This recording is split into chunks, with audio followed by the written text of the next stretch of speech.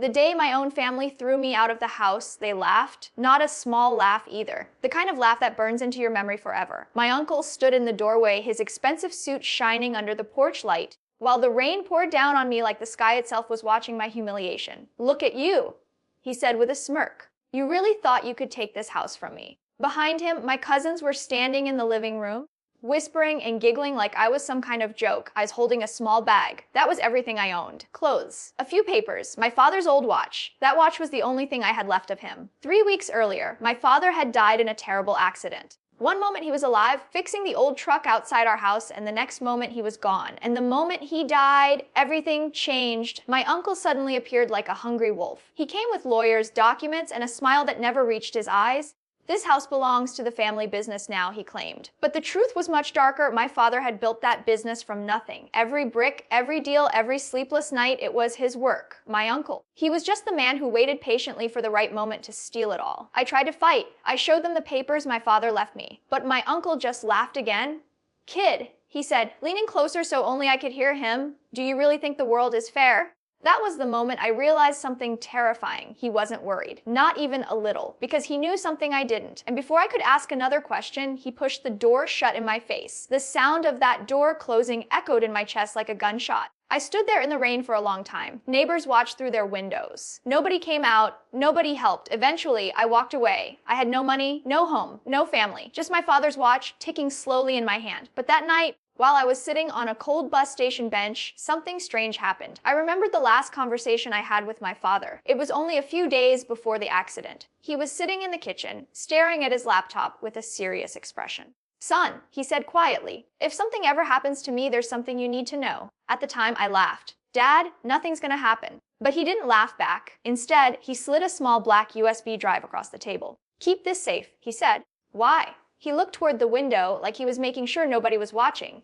"Because one day," he whispered, "it might destroy someone very powerful." At the time, I thought he was being dramatic, so I threw the USB into my backpack and forgot about it. But now, sitting alone in the bus station with nowhere to go, I suddenly remembered it. My hands started shaking as I opened my bag, clothes, a notebook, and then the USB drive. It was still there, small, black, silent. But somehow it felt heavy, like it was carrying a secret bigger than I could imagine. I walked to the old public computer in the corner of the station. The screen flickered as it turned on. My heart was pounding so hard I could hear it in my ears. I inserted the USB. A single folder appeared. Just one. Its name made my stomach twist. My father had written that. Slowly, I clicked the folder. Inside were dozens of files, videos, photos, contracts. And when I opened the first video, my breath stopped. Because on the screen was my uncle sitting in a private office, laughing with two men I had never seen before. Stacks of cash were sitting on the table. And then my uncle said something that changed everything. "Once my brother is gone," he said casually, "the company will be mine." The video timestamp was from 6 months before my father died. My chest tightened. This wasn't just betrayal. This was something far worse. And the more videos I opened, the darker the truth became. Illegal deals, fake signatures, money laundering. My uncle hadn't just stolen the company, he had been planning it for years. And suddenly, sitting in that quiet bus station, one thought slowly formed in my mind. The man who destroyed my life had no idea I was holding the weapon that could destroy his. But revenge is not something you rush. Revenge is something you build carefully. And that night, as the bus station lights flickered above Miva, I made a promise to myself. I would disappear. I would become someone they would never recognize, and when the time was right, I would come back, not as the boy they threw out in the rain, but as the man who would make them regret everything. Because my uncle thought he had already won, what he didn't know was that his biggest mistake was leaving me alive. For the next few weeks, I vanished completely. I rented a tiny room in a part of the city nobody paid attention to. The walls were peeling, the windows didn't close properly, and the lights flickered constantly. But it didn't matter. I didn't need comfort. I needed focus. Every day I studied the USB, every file, every video, every contract. I memorized details, patterns, names, dates. It wasn't just evidence anymore. It was a blueprint, a roadmap of every lie, every betrayal, every secret my uncle had tried to bury. I started small. I made anonymous calls, sent veiled emails, and left tips with journalists about the shady dealings of my uncle's company. Nothing traceable to me. I watched from the shadows as rumors began to spread. Investors whispered among themselves. Employees grew uneasy. Meanwhile, I transformed myself. I changed my appearance. I grew my hair out, then cut it in a sharp, professional style. I learned to dress like someone who belonged in a corporate office. I practiced walking with confidence, the kind of stride that doesn't invite questions but commands attention. People who had laughed at me now glanced at me with curiosity. I didn't interact with anyone. I was invisible until I wanted to be noticed. I studied human behavior like a hawk. I learned patience, how to wait, how to observe, how to strike without warning. Months passed. My uncle continued his life as if nothing had changed, but cracks were forming. One of his top managers started making mistakes. A small investor withdrew quietly. He began to look over his shoulder more often, but he didn't know why. Then I began planting small seeds of doubt within his own company. I made sure key people received anonymous messages, proof that my uncle was lying, cheating, and hiding illegal activities. People started questioning him quietly at first, then more openly. It was the perfect storm. The man who had destroyed my family and humiliated me every single day was beginning to feel the first real taste of fear. I watched it unfold from the shadows. Each slip, each doubt, each hesitation in his actions delighted me, but I didn't let myself celebrate. Not yet. I also began contacting people outside the company, lawyers, government auditors, journalists who had influence. I sent small pieces of evidence, carefully curated so that nothing could be traced back to me. I stayed patient, I stayed silent, I stayed invisible. Then came the day when everything aligned perfectly. My uncle had organized a major corporate gala. Investors, media, and government officials would all be present. He wanted to flaunt his success to show everyone he was untouchable. And he thought I was still gone, still powerless, still nothing. I arrived that night dressed sharply, a different man entirely. Nobody recognized me. I walked past the crowd with a calm, confident pace, holding only a small briefcase. In that briefcase was the culmination of months of planning, all the evidence, videos, contracts, and proof that could bring him down. I could see him from across the room, laughing, shaking hands, enjoying the accolades that he thought were his. My blood boiled, but I stayed calm. I allowed myself only a small, subtle smile. The man who thought he had destroyed me had no idea that the trap was already set. I waited, I watched, I listened. And as he raised a glass to toast his own success, I moved closer to the projection system that displayed a live feed of the gala to the media. No one noticed me. Not a single person. That was my advantage. Everyone was focused on him, on the man who had ruined my life. I set up the briefcase and connected it to the projector. The files I had compiled over months began to display automatically. Videos, documents, contracts, photographs. Every single one exposing his illegal deals, corruption, and lies. At first, nobody understood. People murmured, whispers turned into gasps. My uncle froze, he looked around, confused. Panic started to replace his confident smile. "Turn it off," he shouted, but no one listened. Everyone could see the truth. My uncle's years of power, wealth, and influence were collapsing in real time. Investors whispered furiously. Journalists began taking photos, recording videos. Employees stared in shock, and I stood there calm, composed, invisible yet omnipresent. My uncle's face turned red, not just from anger, but from the realization that his empire was crumbling. He looked around desperately, searching for someone to blame, and then his eyes met mine. For a fraction of a second, he knew. He knew that the janitor he had laughed at, humiliated, and betrayed had returned in a form he could never have imagined. The gala became chaos, phone calls were made, people left, security personnel were called, the police were contacted, and all the while I remained calm, my heart steady, my mind focused. I had waited for this moment for months, and yet the moment was not over. I didn't rush, I didn't speak. I let the evidence speak for itself. I let the fear spread through the room. The fear that comes when someone realizes the foundation of their life, their wealth,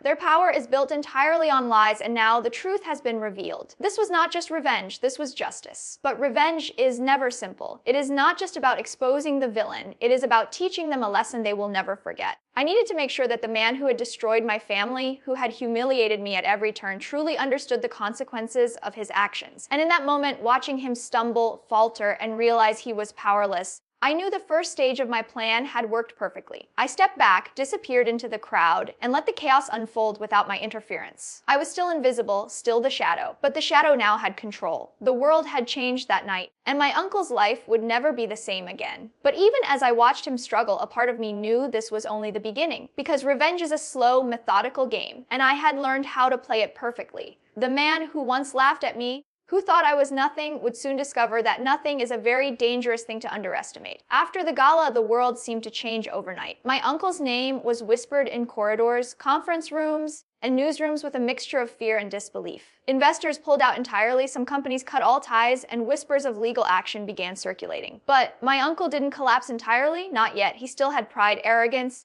and a stubborn belief that he could somehow recover. I watched it all unfold from a safe distance. I had no intention of being seen again, not until the time was right. For now, the chaos was enough. Every mistake he made, every misstep he took under pressure, was recorded. Every slip would be another weapon for the final act. He began to isolate himself, calling fewer meetings, speaking only to those he trusted completely, or at least those he thought he trusted. He didn't know that trust was a lie. I had already infiltrated the very network of people he believed loyal. Those who had laughed at me before, the ones who had whispered behind my back, were now unknowingly part of my plan. I had turned them into silent messengers, watching and reporting every move of my uncle's empire. Meanwhile, I began constructing my own identity in the city. I created a business persona, someone credible, intelligent, and ambitious. I made sure to stay out of the limelight but maintained access to powerful contacts, people who could make or break companies. Slowly, my presence became known, not as a threat yet, but as an interesting figure, someone nobody could place, someone who appeared out of nowhere. Then came the tipping point. My uncle attempted a risky business maneuver, a merger that could potentially save a part of his crumbling empire. He called his top executives and advisors into a private meeting,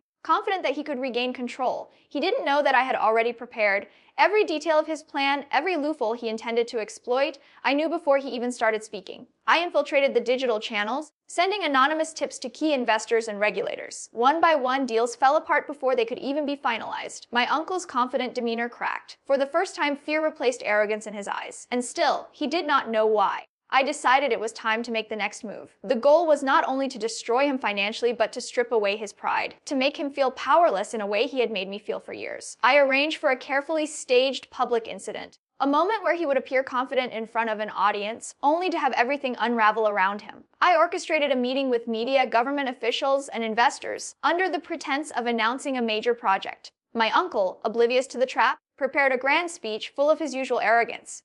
Cameras were set, the audience was seated, and I watched from the shadows. When the speech began, I triggered the evidence. Files appeared on the large screen in the conference room, fraudulent contracts, secret bank accounts, and audio recordings of my uncle conspiring against partners, employees, and even government officials. The audience froze. The whispers escalated into murmurs of shock. Security personnel and staff tried to intervene, but the footage kept playing. My uncle's confident smile faltered. He shouted, tried to reach the controls, but nothing worked. Every lie he had built his life upon was exposed in front of the world. People who had once bowed to him now turned away in disbelief. Investors and officials demanded explanations. He couldn't respond fast enough. Panic overtook him entirely, and I watched him crumble. I could see it in his eyes, the realization that the boy he had humiliated in the rain, the boy he had dismissed, had returned, not just to take revenge, but to completely dismantle everything he had worked for. His empire was collapsing faster than he could process, and he had no one to blame but himself. But I didn't stop there. Revenge is more than exposing someone. It's about precision, timing, and ensuring they never rise again. I moved into action behind the scenes, contacting authorities, financial auditors, and journalists directly. Every step my uncle attempted to save himself was blocked. Every attempt to recover was neutralized with proof and evidence I had meticulously gathered. Then came the most satisfying part. People he had trusted completely began abandoning him. Executives who had once followed his orders without question began resigning quietly. Partners withdrew support, some citing fear of legal consequences. Even close friends distanced themselves, worried that association with him could ruin their own lives. Meanwhile, I remained unseen, invisible, the perfect predator. I didn't need to confront him physically. I let the chaos consume him entirely. He started making mistakes, public statements, financial errors, attempts to bribe, to hide evidence. Every action I anticipated, every move I had prepared for. It was almost like playing a game of chess where I always thought 5 moves ahead. And the best part, he had no idea who was controlling the board. Weeks passed. My uncle was a shadow of his former self.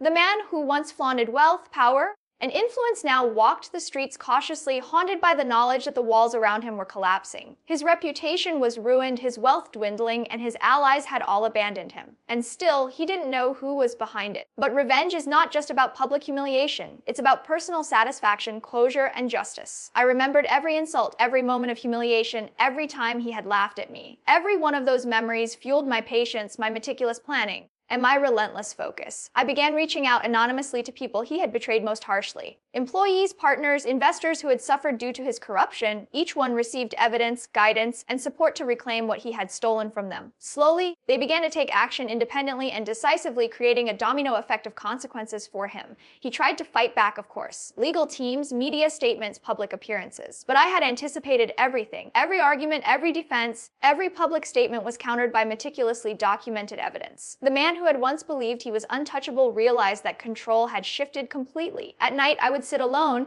reviewing my plans, ensuring there were no loose ends. I had learned long ago that revenge is not a single act, it is a series of precise moves, each carefully calculated. One wrong step, one exposed tactic, and the entire effort could unravel. But everything was perfect. Every domino in place, every move executed flawlessly. Then came the final phase. My uncle's empire was now fractured beyond repair. Investors had withdrawn entirely, government officials were involved, and the media had turned against him. His public image was destroyed. Yet, he still clung to the illusion of power. Thinking that maybe, somehow, he could rise again, I smiled quietly, knowing that the final confrontation would be more devastating than anything else. Not just financially or publicly, but emotionally, psychologically. He would realize not only that he had lost everything, but that the person he had dismissed, humiliated, and betrayed had orchestrated every downfall. The moment of reckoning was approaching. I had waited patiently, like a storm gathering over the city. Every detail, every subtle manipulation, every planted piece of evidence had brought us to this point. The man who thought he could destroy me, who had laughed at my weakness, was about to face the full consequence of his actions. And as I prepared for the final act, one thought ran through my mind. Revenge is not just about winning. It's about making the person who hurt you understand in every possible way the pain they inflicted, and realizing that no power, no wealth, no arrogance can shield them from the consequences of their choices. The trap was set. The pieces were in motion. And the man who once made me feel worthless was about to discover that the boy he had cast aside had become unstoppable. The day finally came. The city was buzzing with anticipation for the company's recovery announcement, something my uncle had planned to restore his reputation and show that he was still in control. But little did anyone know the real announcement had nothing to do with him regaining power. It was his final reckoning. I arrived at the building early in the morning, disguised once again, blending into the crowd. Everything had been meticulously planned. Every camera, every microphone, every security guard, every official, I had accounted for them. This time, there would be no chaos from rumors or whispers. This would be a public, undeniable revelation. My uncle entered the boardroom with the same arrogance he had always carried, his smile confident, polished, untouchable. He greeted his investors, his media contacts, his loyal employees, believing he had survived the storm. He did not know the storm had been following him all along, waiting, silent, invisible. The meeting began. My uncle launched into his speech, full of promises, reassurances, and empty optimism. He spoke of growth, innovation, and integrity. Every word he said felt hollow, and yet he believed in them because they were the only lifeline he had left. And then I acted. Without warning, the lights in the room flickered and dimmed. A large screen behind him turned on, and the first video appeared. It was him, clearly and unmistakably, in private meetings where he orchestrated fraudulent deals, bribed officials, and mocked the very people he now pretended to serve. His face froze, his eyes widened. He turned to the audience, trying to smile, trying to control the narrative, but it was too late. The next video rolled. Audio recordings of his phone calls, his private conversations, every betrayal, every deception. Every act of cruelty and greed he had committed was laid bare. Employees gasped. Investors whispered frantically. Journalists scribbled notes furiously. "Stop this!" He shouted, his voice cracking for the first time. "Turn it off!" But it didn't stop.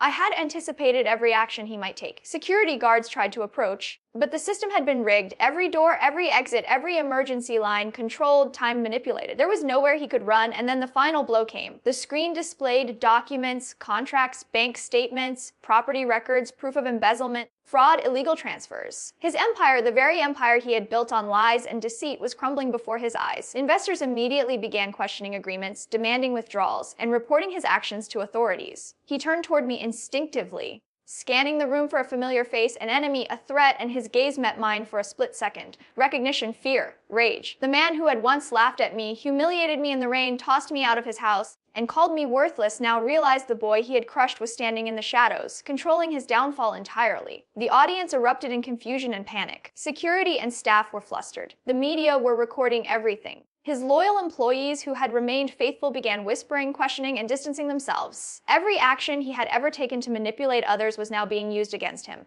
He stumbled back pale, desperate, grasping at control that had already slipped from his hands. Papers were thrown in the air, phones rang endlessly, and officials called for explanations. He was trapped. I watched silently, heart steady, as he crumbled. The same fear he had instilled in me for years now consumed him. He was powerless. Every laugh, every insult, every humiliation he had inflicted on me for years returned tenfold in this moment. Then I stepped forward, calmly, confidently. The room went silent. All eyes turned to me. I didn't speak immediately. I let the weight of my presence sink in. The invisible boy, the janitor, the powerless nephew was gone. Standing in his place was someone who had meticulously taken back every ounce of justice he had denied me. I spoke, softly, deliberately. "You laughed at me, you threw me out, you destroyed my family, you thought I was nothing. But nothing can be very dangerous when it learns to wait, to observe, and to strike." His face twisted in disbelief. Rage, fear, desperation, all mixed into one. Who are you? He stammered. I smiled. Someone you underestimated. I turned to the audience, projecting the final files, financial transfers, contracts, recordings, all tied directly to his actions. The authorities were already en route, tipped off weeks in advance. Legal teams and journalists were ready. There was no escape, no manipulation, no negotiation. Everything he had ever built was now being taken apart systematically,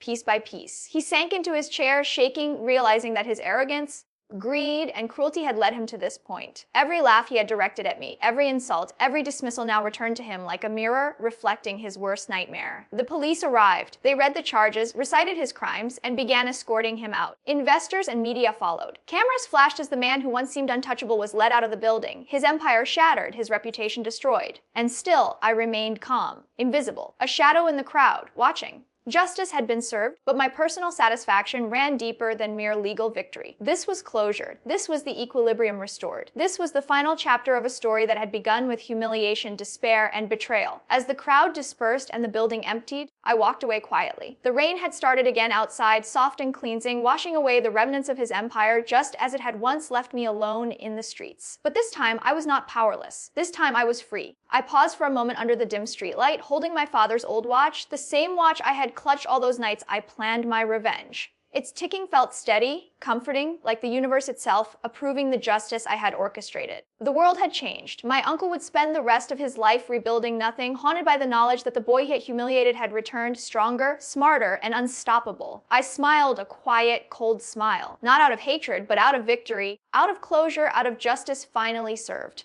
Revenge, I realized, was never just about defeating someone else. It was about reclaiming yourself, your dignity, your life, and ensuring that those who thought they could destroy you would never forget the power they had underestimated. And as I walked into the rainy night, invisible once again, I knew one thing for certain: the world would remember this story, not for the man who fell, but for the one who rose from nothing to conquer everything. The boy they had laughed at had become a man they would never forget,